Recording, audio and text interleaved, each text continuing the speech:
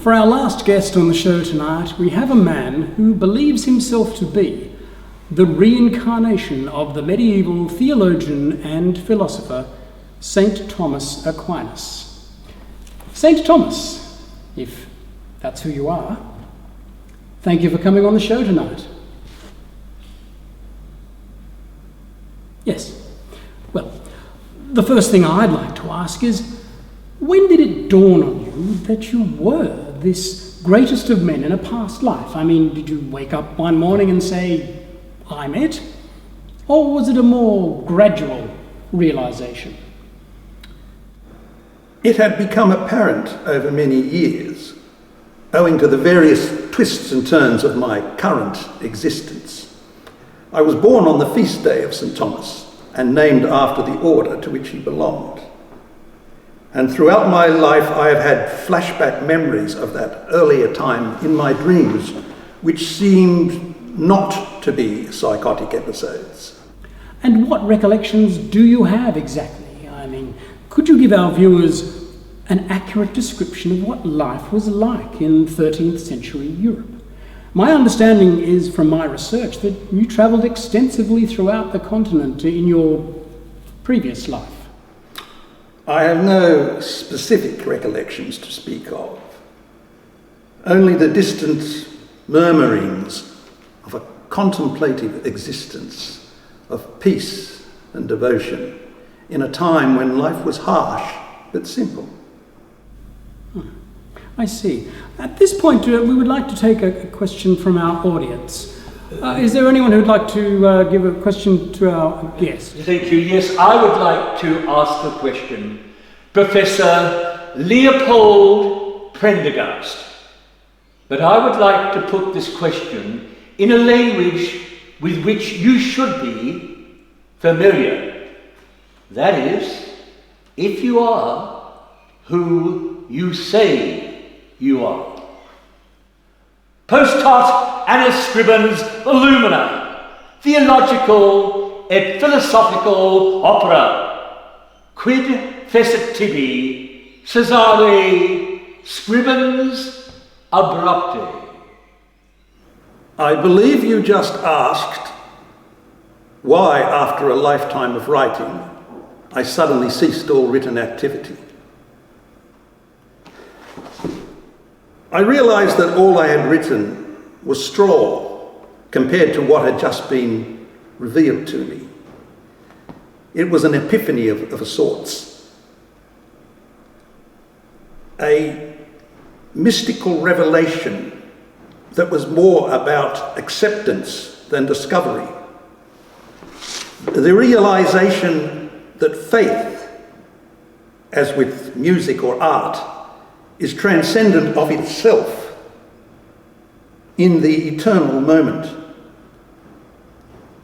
Unum qui habet fidem, non modus est necessarium, ut unum sine fide, nulla ratio est, fieri potest.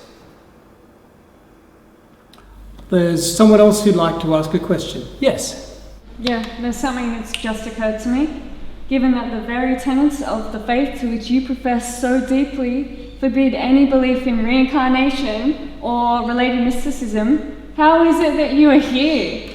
I mean, if you were a Buddhist or a Hindu, we'd have to run with it. To God all things are possible, even for our friends in the Far East. In fairness to our guest, it's been said that the early Christians believed in reincarnation, but the Council of Nicaea put an end to it. I don't suppose you were around for that. What is your thoughts on climate change? Is it real? As real as change itself. It matters not what changes may occur, only what people resolve to do about it. Action and prayer have always gone hand in hand. You'd like to ask another question? I sure would. I'd be very interested to hear what your views are on birth control and abortion, especially since you claim to be from a time when neither was available. Would you say that you are pro-choice? I have no choice but to be pro-choice. Man has been granted free will in all matters, and whether you be man or woman, the question of whether or not you are prepared to pay an emotional price for physical sins remains paramount. Many an unhappy circumstance has been derived from the New Age notion that sexuality has little to do with procreation. And you dispute that? There is evidence to the contrary. Well, if there's no further questions from our audience... Yes, I would like to ask a further question, sir. Since you have seen fit to re-emerge at this particular part of the world, and in this particular point in time, I was wondering whether or not you could enlighten us as to whether Australia should become a republic. No doubt you are aware of debate concerning this matter and our future in this region.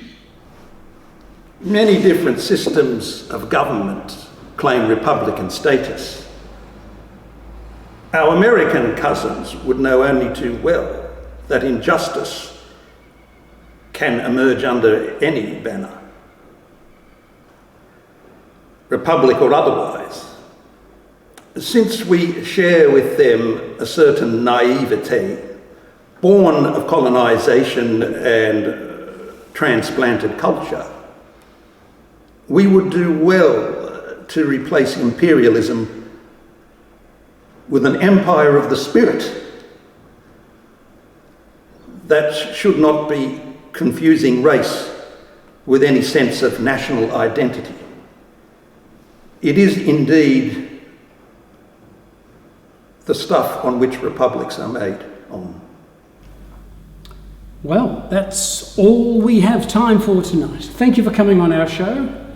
I suspect you and your earlier self have more in common than you're making out. We will have more entertaining guests on the show next week, so until then, good night.